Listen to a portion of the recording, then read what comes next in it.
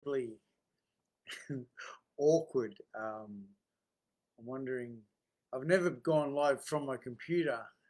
Live video is starting, or maybe it hasn't started. Let's see if just, okay, looks like we are live right now. Guys, a little bit awkward right now. I'm kind of going to hope that I can't even see any comments coming in. If you've come along, I did put up a description there. I'm about to share my story. Now, the reason this is so awkward is for so many self-centered reasons, actually. I'll tell you why. I'm about to share my story in around about 35 minutes. This is a huge live, and you know, like a lot of people that might be on my Facebook who know me personally before I started sharing my stories would be thinking, what's this fucking bloke doing? Why do I even give a fuck about that? I'm not. I just had to get that out. Do you ever know what? So, guys, what I'm about to do is I'm about to share a 35. I need 5,000 words for a chapter in a book. And, you know, being a creator, a content creator, I take advantage of all media sources. And it just so happens right now what I'm going to do is I'm going to try and dive deep into my story. So just so you understand, what I'm going to then do is download the transcript. Saves me having to write 5,000 words. Because let me tell you, there's no way I could even do so. Now, the current frame rate is too low. Please set the frame rate to 15 to 30. Viewers may experience a lower quality stream. That's okay. Excuse me, guys. Okay, learn more. Let's see where we're at. I'm just going to play around a little bit. I can see there's a little bit of interactions coming on. Thank you very much, guys. Does it look okay? Actually, guys, just a heads up, right? I'm about to do a little bit of a long live stream. I understand people probably think, who's this bloke think he is? Why do I keep doing that? I keep minimizing what I'm doing. See, I'm aware that I'm doing that, but anyway, I think it's just the way I feel comfortable in doing this stuff. You know what? I've come a long way, but I've got a long way to go. Okay, I'm looking at myself here. Looks like I'm on live. Okay, boom. We got any viewers in here? Come a long way, but looks like I'm on live. Hey, okay, boom. Okay, there's a couple of people. All right. Shut up, Danny. All right, guys. So now I've got all the things out of the way. Hey Anthony, hey Matt. All right, so the guys, listen. I'm gonna try not to interact with any comments if there is any. I'm basically gonna time myself. I need to write 5,000 words. So I'm gonna tell my story. If you want to stick around, please do. If you don't, double tap, share, like, share it with somebody who might need help. Okay. I have been very blessed to be involved and asked to write a chapter in a book. An incredible opportunity, you know, since I've been part of this content creation sort of field. I've had lots of people say to me, Danny, you should write a book. Well, guess what? I am. And turns out these days we don't even write books. Some people might. Some people tell their book in a story. So, guys, I picked up drugs and alcohol at a pretty young age, at the age of 14. I remember my first encounter with drugs and alcohol was at an outdoor roller skating ring in Bundaberg. I want to set the scene, okay? My mum and dad had tried this last hurrah to move up to Bundaberg. They had a broken relationship. My dad is a beautiful guy. He's nicknamed Shonky. He taught me everything I shouldn't know. My mum is this beautiful, loving soul who taught me all my values and morals. An absolute soldier. I love both of them, you know. I've also got a sister, 2 stepbrothers, half-brothers, excuse me. I've got a son and I've got a daughter. Anyway, mum and dad, at the age of 14, after a rocky relationship, had decided to move up to Bundaberg.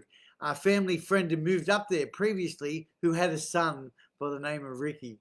Ricky, I wonder if you ever watched this, bro. If you do, you are where all my drama started. And I've also had the opportunity to be connected with some organisations up in Bundaberg, which I look forward to one day going up there to share my story. But anyway, it was an evening, a summer's evening, where I was allowed out to go and hang out with Ricky and a bunch of other kids. A roller skating ring was closed, okay? It was shut down maybe for a holiday period. It was an outdoor roller skating ring. And that night I got drunk, stoned, and I got on nangs. We called them cream bulbs back in the day, okay? I don't know what they call them these days, but I got drunk, stoned, and I got on the nangs, which is the nitric oxide. And that night, I remember getting smashed. It was Stone's ginger wine, marijuana, and cream balls.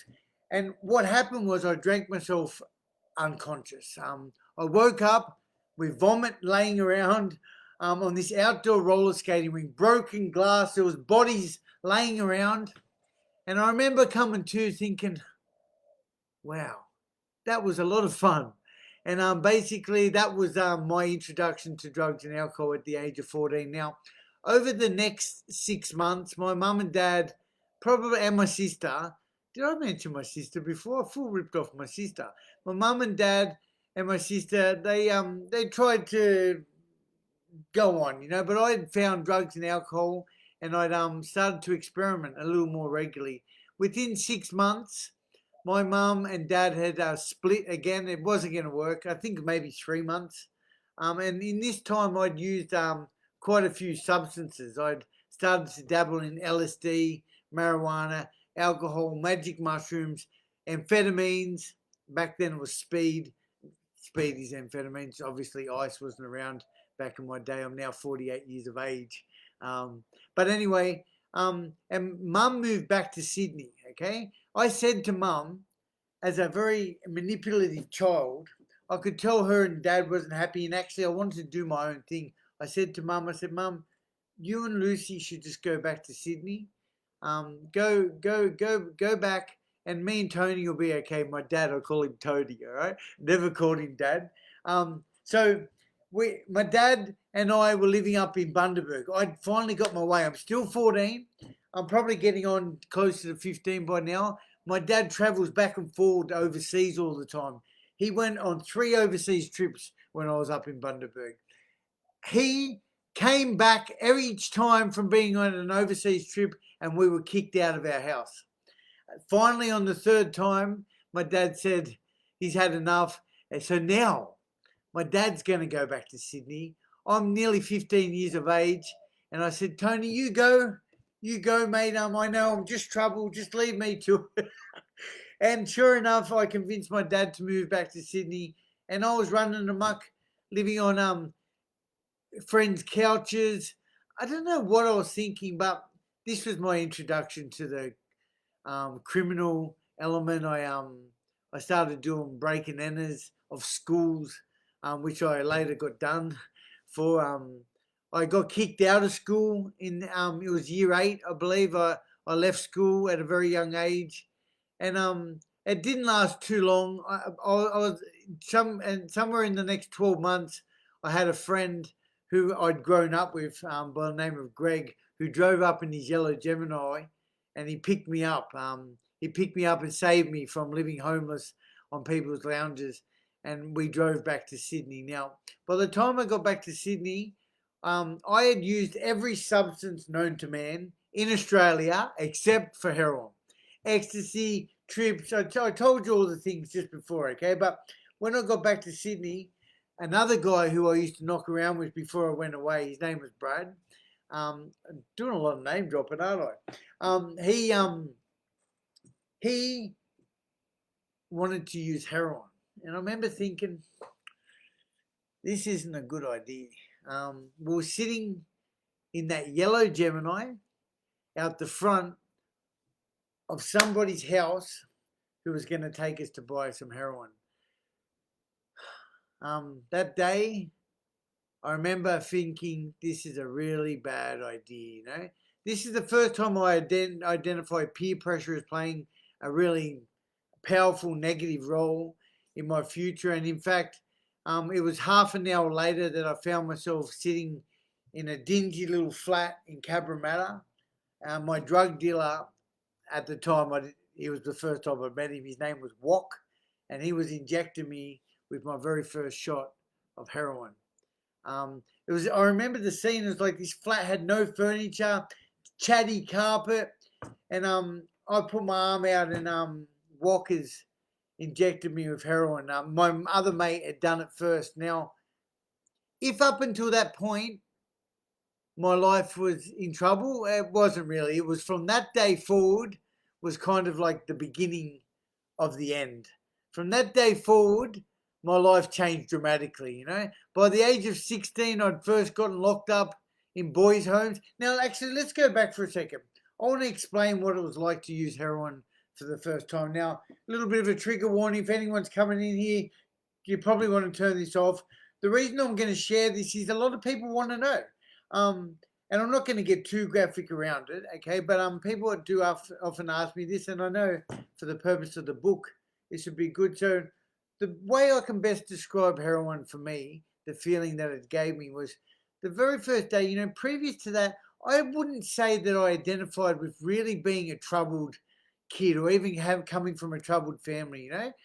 Our family had flaws, okay? But I don't ever identify as having, you know, I'm blessed to not have had any domestic violence in the relationship. You know, obviously mum and dad were on the rocks for many years, but I never quite felt like I fitted in exactly, you know. I was a popular kid. Let me go back here a sec. I was quite a popular kid too. I used to ride skateboards. I was probably one of the best skaters in our neighbourhood. If any of my mates from back in the day happens to be watching this live, please feel free.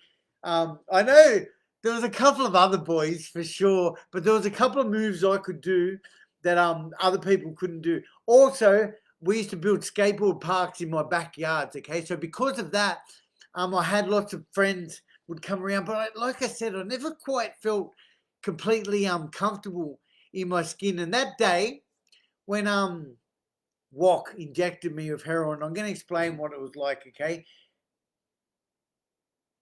It's like this heat rush, okay, coming from the outside of my body. When I say this heat rush, this incredible, beautiful, spiritual, sparkly aura came in from the outside of my body, and it's like this warmth just hugged me, okay, from the outside. It's like the warmth is coming in and in, it's closing in on my spirit. I want to say my soul, my heart. And as it comes in and in, it's like this warm, glowy hug just closes in, and it's like when it hits your soul, when it hits your spirit, it's just like it's like I was in this total moment of peace. It's almost like clarity, you know. Guys, one thing I learned along my journey, I overdosed many times. I will jump into that, but when that keeps going and closes in a little bit too far, you go blue, your lips go blue, and you stop breathing. So it's a very, very risky thing. Heroin overdose. I should also mention at this point too that in my journey today, guys, I'm absolutely blessed to be in recovery quite some time. It's been almost 15 years since I've had a drink or a drug, and this story that I'm going to share with you guys, I'm just going to check the timer because I get a little bit too carried away at times. Actually, look at me, you idiot. Did I press this? Oh, 10 minutes. All right, I've only got 35 minutes. We've done a bit of an introduction, but yeah, so I'm blessed to be in recovery for quite some time. After 49 attempts at rehab, I keep going back and forth. Let's go back. Picked up heroin. By the age of 16, I was in boys' homes. Nothing serious. I had a bunch of warrants. I wrote a couple of checks in my own name. I was a genius. I stole a check from a company called, I won't say the company. I did get done for this, but I put the check in my name. In my bank account, I started purchasing drugs. So by the age of 16, I did get locked up in a boys' home.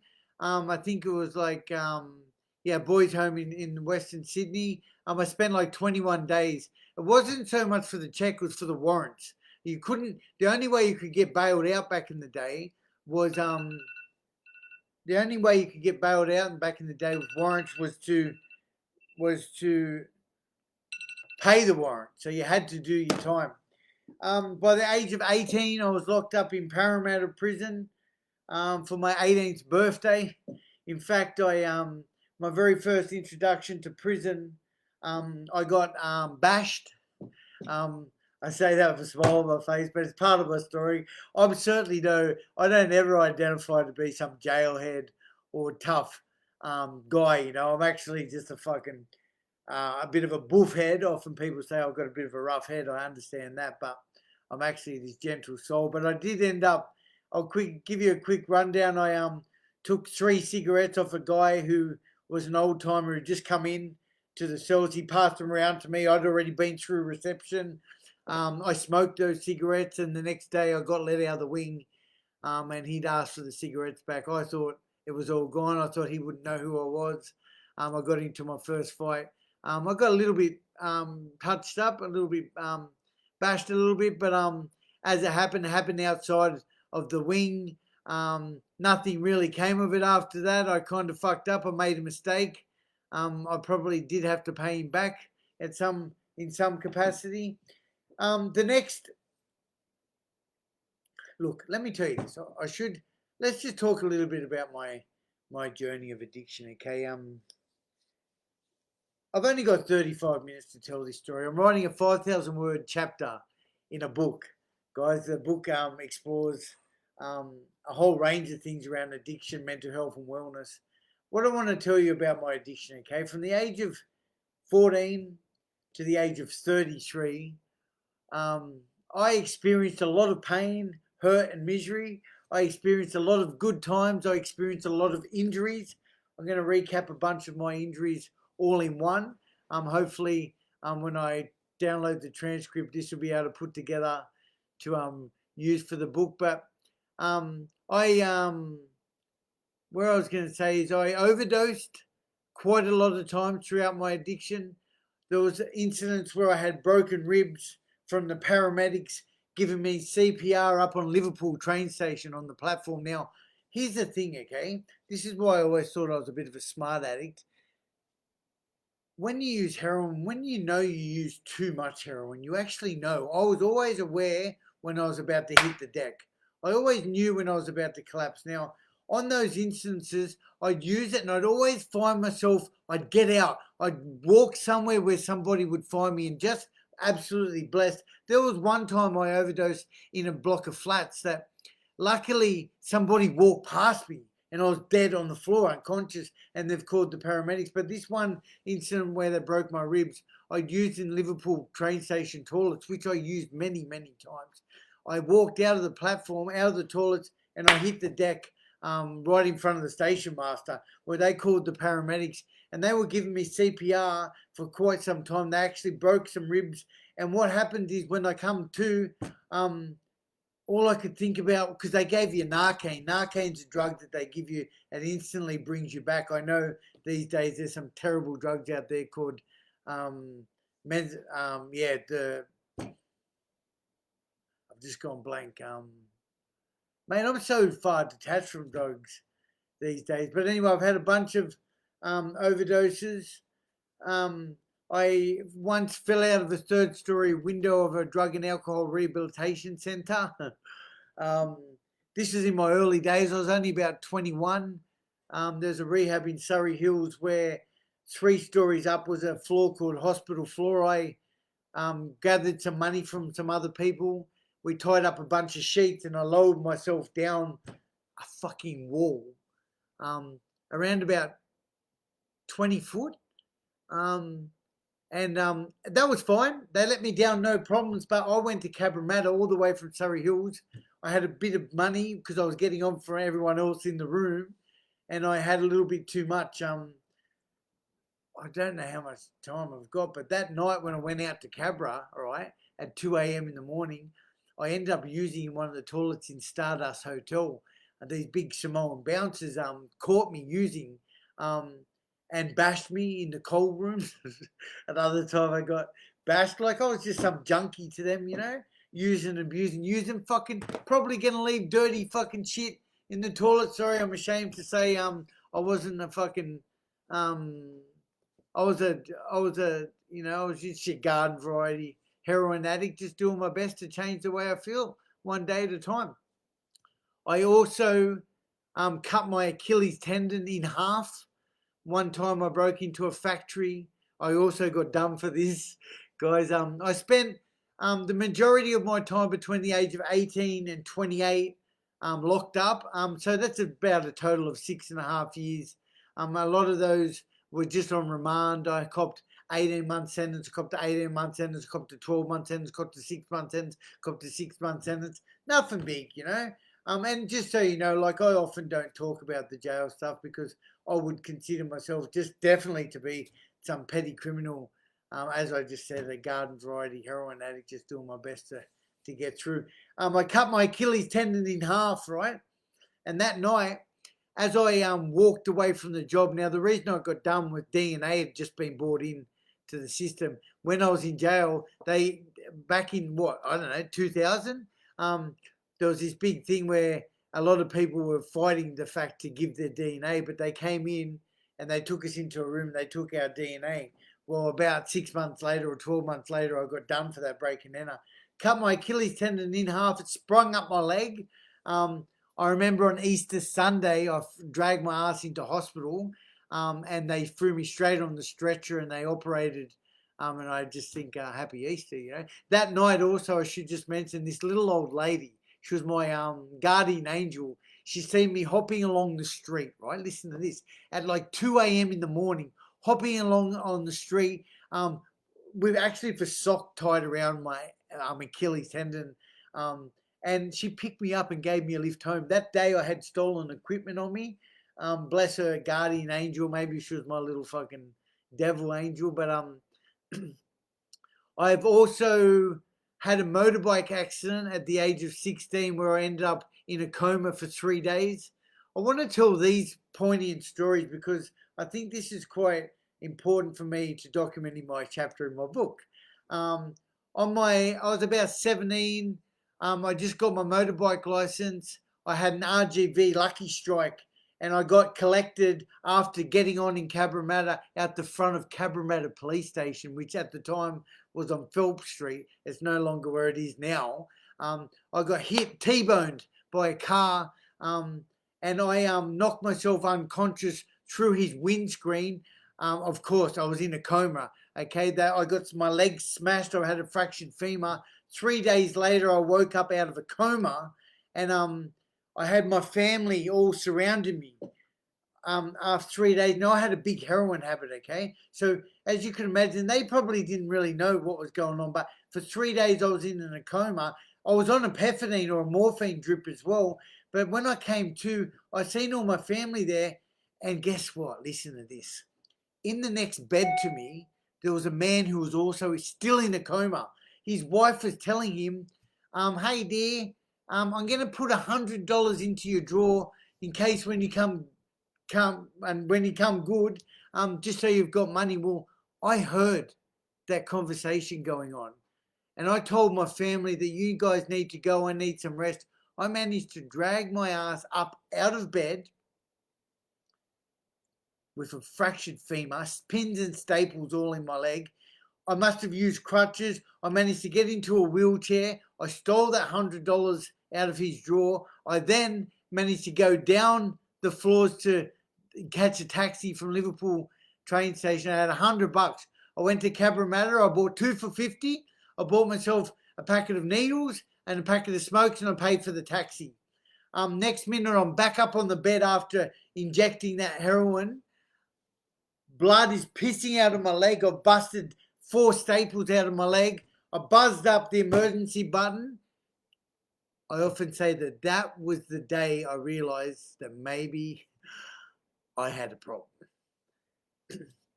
All right, guys.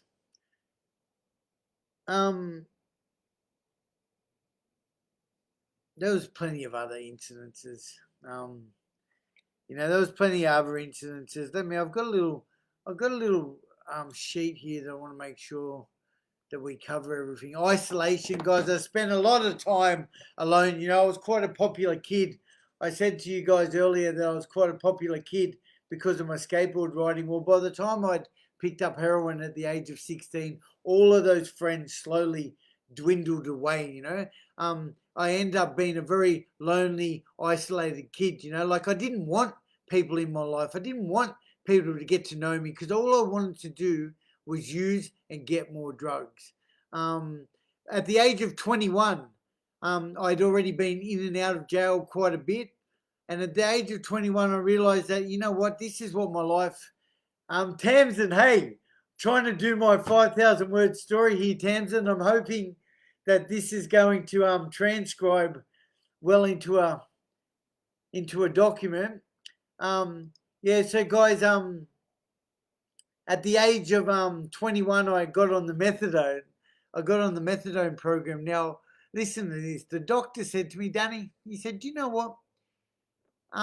You'll get on the methadone for a couple of months, 3 months, maybe 6 months. We'll give yourself a better quality of life. We'll stop using substances, and then you'll get your life back and you'll get off it. Well, 13 years later, I was still on the methadone, and so literally the methadone was something that I got on basically because I knew I was going to be in and out of jail a lot more. And what would happen is every time I'd get locked up, I would be hanging out for methadone. I'd be hanging out for heroin. So I identified early in my career, my criminal career, and my drug taking career that methadone could be a solution for me. Guys, look, there was a lot of other highs and lows. I did escape from Silverwater Prison on the 6th of February 2001. I'll quickly document this story. I'd spent a fair bit of time at that prison, maybe 12 months. I was at it was what at the time was called the old Silverwater Prison. It's a medium security centre. I'm not trying to claim to be some John Killick, but let me tell you, not many people have ever escaped from that prison. I was attending this religious event held in the visiting area on a Wednesday night. I should mention I used to go to that religious event because I was very spiritual, and they also had fantastic coffee and biscuits. I identified a weakness in the security of the fence. At the end of the religious event that evening, I'm going to say it was the 6th of February, it was a Wednesday night, 2001.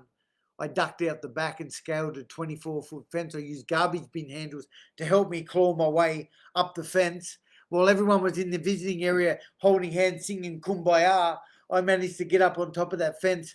Now, keep in mind, I got up on top of that fence, but it wasn't over yet. I was still at about 100 metres to get to the outside of the jail. I'm still smack bang in the middle of the jail.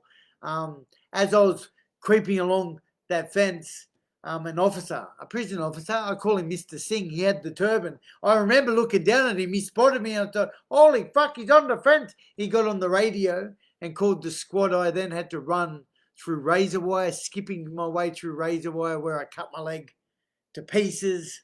Later, I jumped off that fence, broke my arm. It was black and blue from my shoulder to my wrist.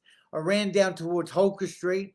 I ran down Holker Street towards Parramatta River, shark-infested river. The squad was on their way down the streets. I could hear the dogs ruff, ruff, barking at the top of the streets. All the flashlights off. Dived into Parramatta River, where I started to swim. It was pitch dark. It was about 9:30 p.m. at night. As I was swimming across Parramatta River, shark-infested river, bleeding from my leg, I ended up in mud up to my neck on the other side of the river, where I then proceeded. Pole Air, the helicopter was above me. Water police was on the river. It's all happening. I was in mud up to my neck. I looked like G.I. Joe. Nobody could see me. And I basically, to cut a long story short, I did get away. I got caught on Valentine's Day about 7 days later, and I often like to talk about what a romantic story that was. All right, guys. Look, my drug taking career had lots of lows. I really was. I don't mean to use the word to degradate anybody else, but I was a bad heroin junkie. I would use dirty needles in the back of flats in Cabramatta. I wouldn't just use it with blood in it. I'd squirt it 3 times, flush it with water. Sorry, I know it's graphic. Trigger warning. Meh. I hurt family. I stole from family. I was just a low gutter junkie, you know. Who would have thought that I'd be sitting here today, almost 15 years, totally abstinence-free without a drink or a drug? After 49 attempts at detox and rehab, I'd been to every program in history, you know, every public program in Sydney, I've been there, okay? Now, remember I spoke about my beautiful, loving mum? She was always on my back. Danny, you need to get help, you know, you need help. So it's exactly what I would try and do, but I'd get into these centres and I'd decide, I can't do this. I need to get on. And I'd steal the television off the wall. I'd break into the office. I'd steal something to sell. I'd hijack a hostage, usually a woman who wanted to come get on with me. And I'd do that because I was too weak to go by myself. I was just manipulative. Any chance it would improve my chances of getting on, I'd take somebody else down with me, you know? Yeah. There's lots of lows, you know, lots of lows. I was homeless under the bridge, living homeless under the bridge in Woolloomooloo, living on a fucking cardboard box. But you know what? I always had hope that I'd get stoned. And it wasn't until I entered recovery and have a good solid 5 years that I started to understand the damage that I'd done to my family and my friends, you know. So often today, loved ones reach out to me and they say, Danny, like, you know, my son's in jail. He can't stop using. What can I do? I can't imagine how you feel. I want to let you know that, first of all, addiction has taken so many beautiful souls from my life. Since I've been in recovery, there'd be like 100 people who are no longer with us today due to mostly to heroin overdose, people taking their own life, and also alcohol-related instances. Okay, how long have we been talking for? Guys, I'm sorry. I'm going to get to the good part. Skip to the good part. How long's that time been going for?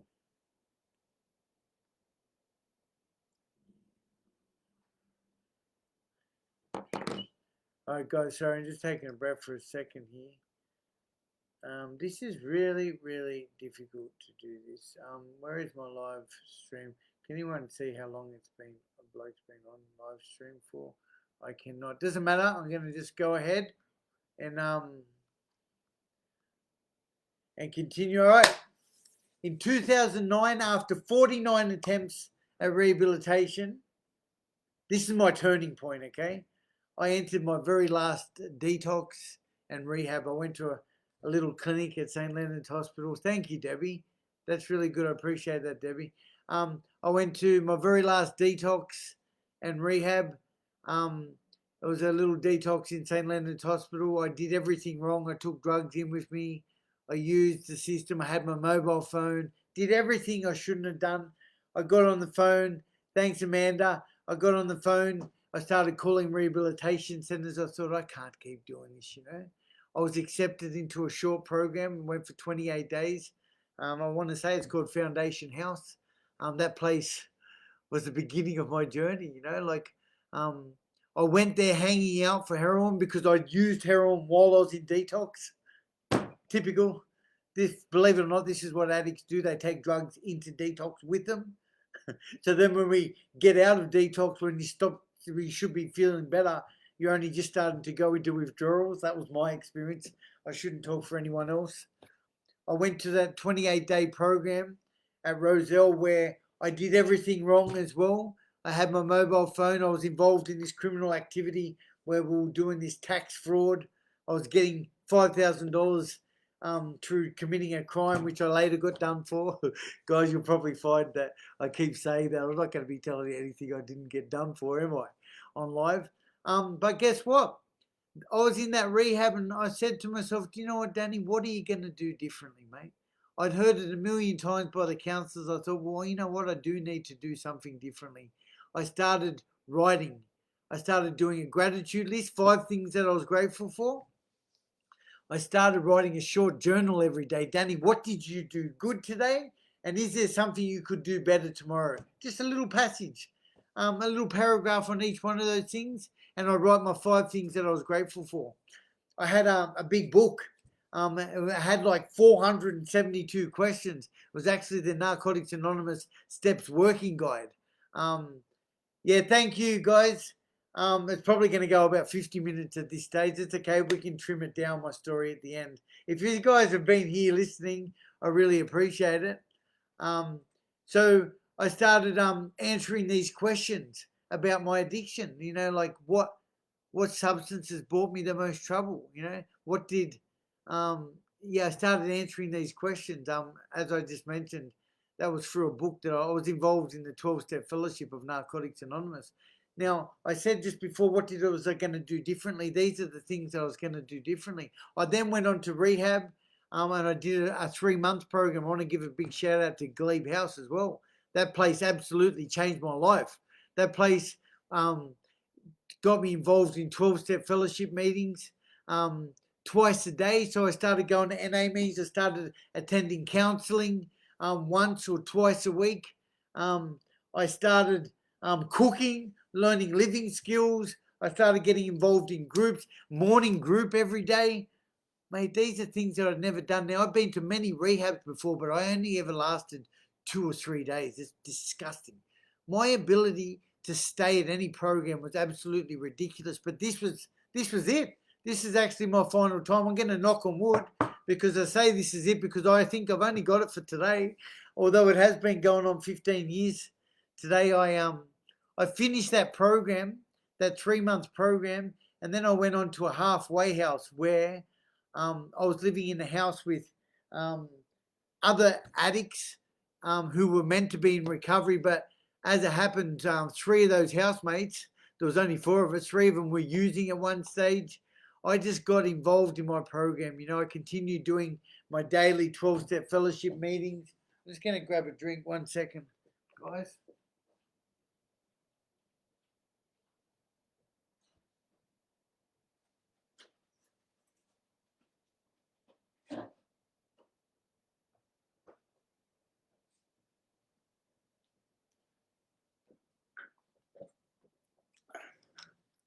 Yeah.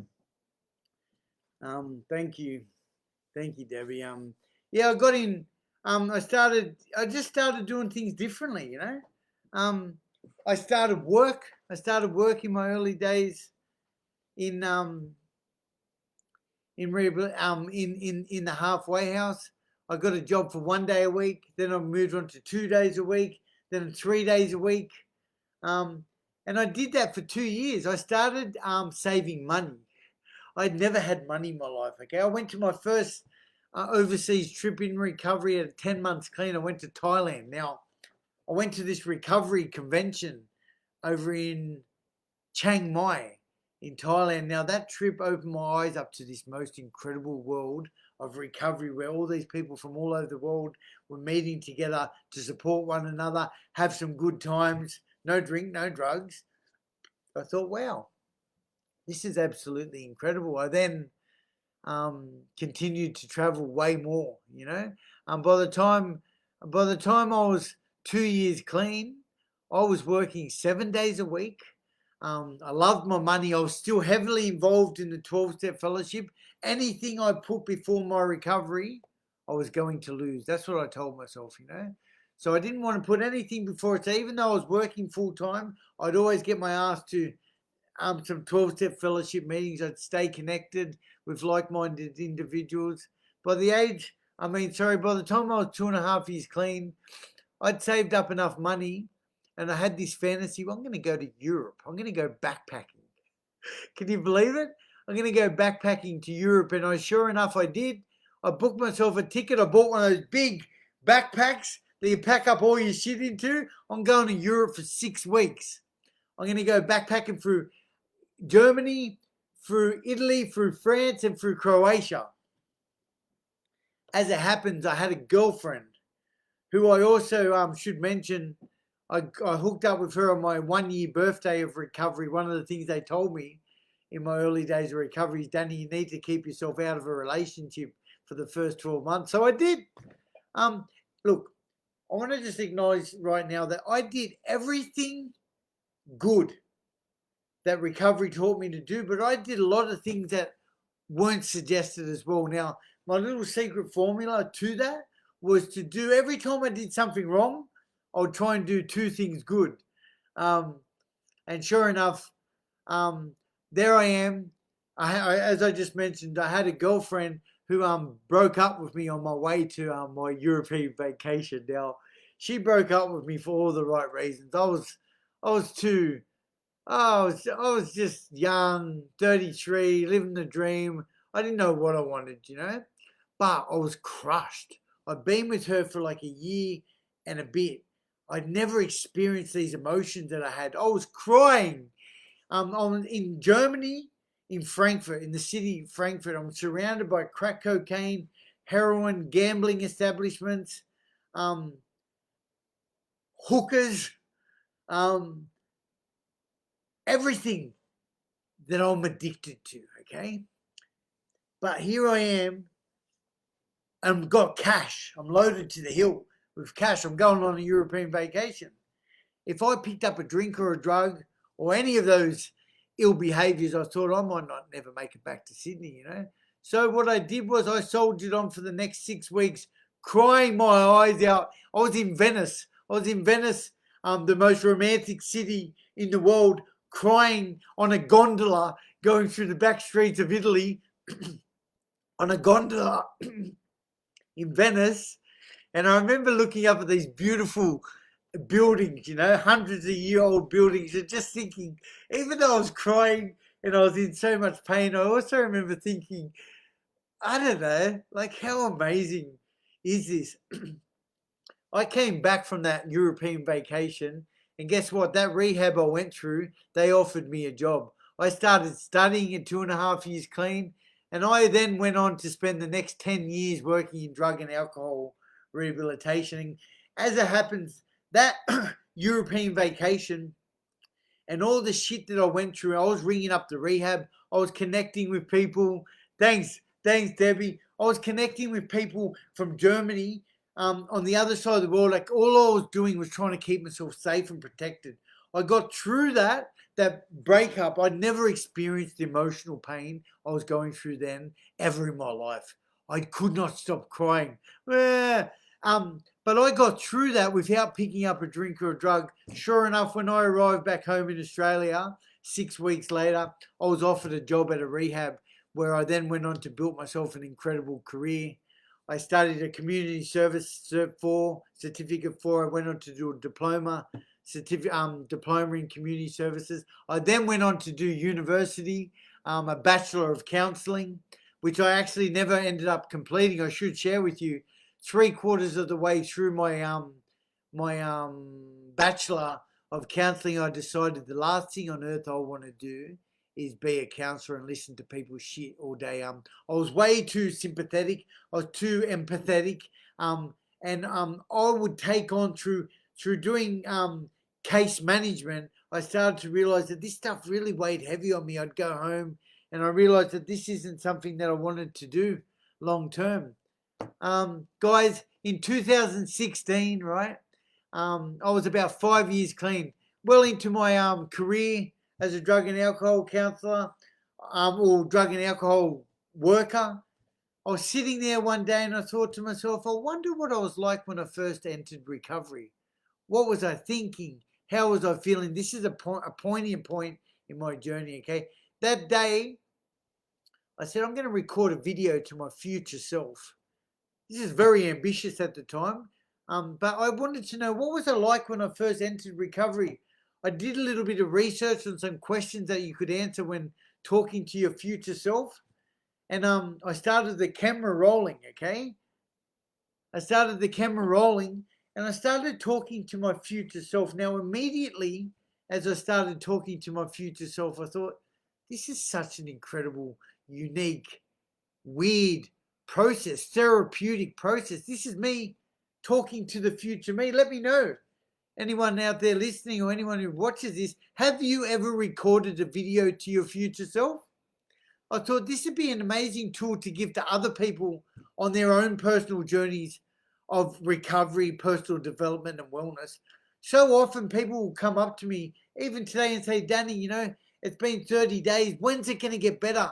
I haven't changed. Well, I can see incredible change in people. And I could then say, well, remember that video you made? Have a look at it now. Look how far you've come. So this concept I then turned into, actually, let me take it back a step. In 2017, I took a trip to America. I didn't mention before, but I started traveling the world. I mentioned Thailand. I mentioned my European vacation. I'd also been to New Zealand with my son. I haven't mentioned my son either. I need to mention my beautiful son. Was an incredible part of my recovery too. You know, like I was a very selfish person for the first 5 years of my recovery. But in 2017, when I recorded that video, I thought, I hope my son's okay. I hope I'm okay. I hope my family's okay. I then thought I went on this trip to America where I decided, well, I traveled 18 states doing 12-step fellowship meetings, and I met all these incredible entrepreneurs in America. I came back from that trip from America with this idea that I'm going to create my video time capsule concept into an app, an online web platform, which I then called Encapsulator. So we provide a safe place for individuals to record and document their hopes, their dreams, their fears, their future aspiration. Encapsulator has now been transformed into a video journal platform with over 30 plus expert design programs to help individuals self-reflect on their present moment and record and document their thoughts and feelings. Giving people this safe place to express themselves helps them break down the barriers, improve their likelihood of then speaking up at a future date. So guys, God, this is so, you guys must be sick of me. I'm actually really struggling to tell this entire story.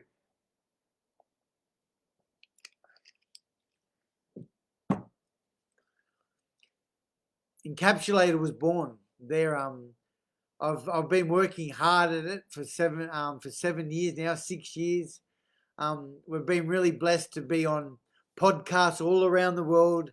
I've been very lucky to be involved in media all around the world.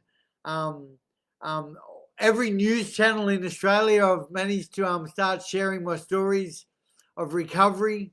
Sorry, when I said media all around the world, that's not true. All around Australia.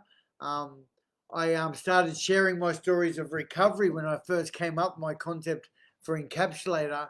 And by doing so and trying to tell people where the concept of Encapsulator was born, I started talking about recovery. And back in 2017, people were a little bit more hesitant to be so frugal or so forthcoming with such horrific information that I've shared in this live. I mean, I talked about shooting up with dirty needles in the back of flats in Cabramatta. I talked about hurting my loved ones. I talked about being a low down gutter heroin addict with no morals, no values, you know. And today I have become this man only because of, you know, my recovery and working really hard. You know, I'm going to say that recovery has not been easy, but it's been absolutely worth it. It's not an easy journey. And today, as I just mentioned, I started sharing my stories of recovery. In 2017, I started getting invited onto podcasts. Encapsulator is now developed into this incredible tool today. What else have I missed from my notes here? So to recap, guys, right? I run online workshops. I also run online workshops weekdays. 11 a.m. you can come join our life skill development workshops. I teach individuals tips, tricks and hacks on mental health and wellness. We've got over 30 different topics that I can teach, ranging from acts of kindness, affirmations, connections, solution, budgeting, anxiety, recovery, gratitude, forgiveness, grief and loss, community therapy, life skills, boundaries, communication, meditation, mindfulness. The list goes on. These are some of the topics that I teach on a regular basis. In fact, just today I jumped off before jumping on this live after teaching one of our classes. We've been running workshops all around Australia now. If anyone's interested, Encapsulator Support is the name of that company.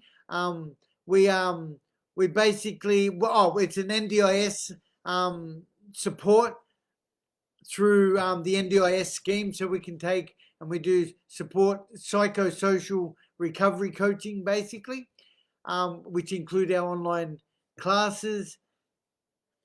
Guys, it's such a hard slog. I've been talking way too much. I hope that my story... All right, let's wrap it up. Let me recap a little bit. I consider myself to be the luckiest man alive, you know. I have a beautiful daughter and a beautiful son whom today, you know, I talked earlier about being an incredibly selfish individual, but my son and my daughter, Joshua and Amalia, are the most incredible things in my life. You can see just up here on my wall, my children's name is up there. I speak with my son most days. I have my full custody of my daughter at the moment, just while her mum is away for a little bit, working on some self-improvement stuff herself. I live a life beyond my wildest dreams. I spent 17 years in the carnage of active addiction, jails, institutions, pain, hurt, and misery, isolation, degradation. I was an incredible, low, selfish human being, you know. My rock bottoms was locked up in dry cells in prison, vomiting out of every orifice of my body, withdrawing, to being homeless under the bridge in Woolloomooloo on the streets, hungry, angry, lonely, tired. And today I have, through working really hard at recovery, I've transformed my life to honestly living a life beyond my wildest dreams. I'm an entrepreneur. I'm the founder of Encapsulator. I built myself a little bit of a social media presence as well. Across, people can find me on any social media platform. Let me tell you, right? I know that I'm actually quite obsessed with all the work I do. You know, I probably really do need to slow down. I definitely take time out to spend time with family, but I'm very driven at the moment too. I'm trying. You see, let me just share a little bit about this picture behind me on the wall.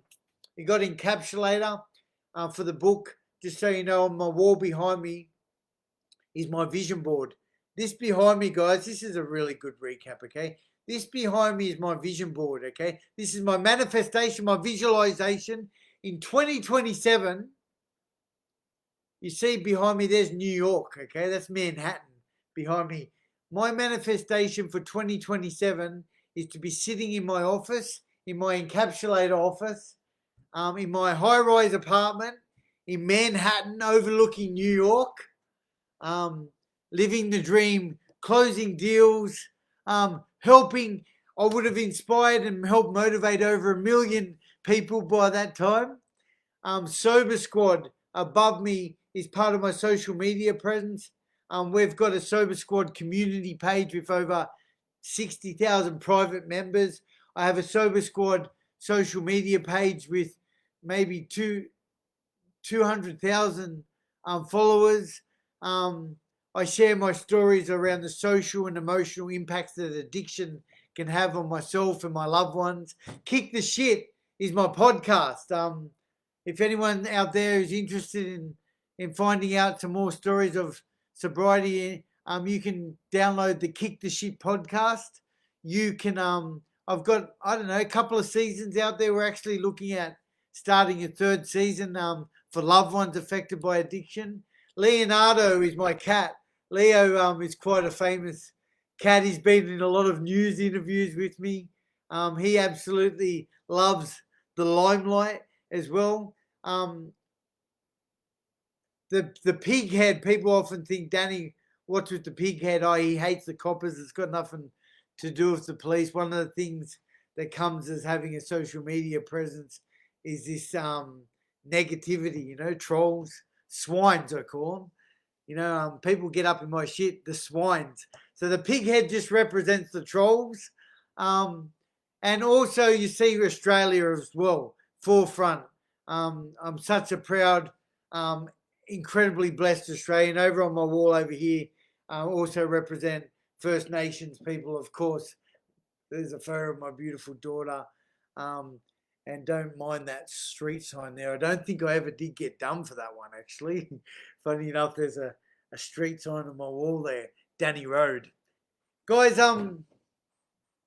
if you'd like to learn more about the work that I do, please, you can find me on any of, type my name into Google, my jail escape pops up left, right and center. As I mentioned, you can find me on all social media platforms. I've been very lucky because of my media stuff to be verified on TikTok, which is one of the, it's almost impossible to get verified on TikTok. I'm verified on Facebook, Instagram, all of those platforms. Thank you so much, Ali. Thank you so much, Julie. Guys, if anyone has stuck around for this live, you guys are absolute machines. As I said, it's a long live. I feel like we've been going for an hour by now. That's okay because I'm going to download the manuscript. I'm going to sift through it and I'm going to upload my first draft for my book, my chapter in the book, guys. I hope that you guys have enjoyed my story.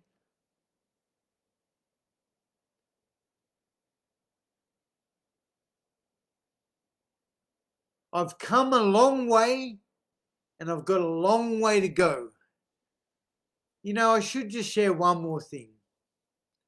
I've got one more thing that I need to share here, because I think it's really important for my book. I'm not going to go into too much details.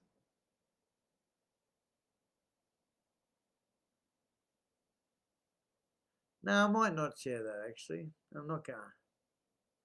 Guys, thank you so much for all the support and encouragement. I appreciate you guys very much. Let me know if you did get to this point. So let's say a little, say Danny Shine in the comments if you did make it to this point. Much love, guys. Thank you so much, everyone. You guys are absolute legends. Over and out. And actually, let me just say, because I'm going to run this through AI to clean up this script. At this point, no, I don't need to do it. I'm out of here. Legend. Look at you, Debbie and Julie. All right, guys, thank you so much. Okay, bye.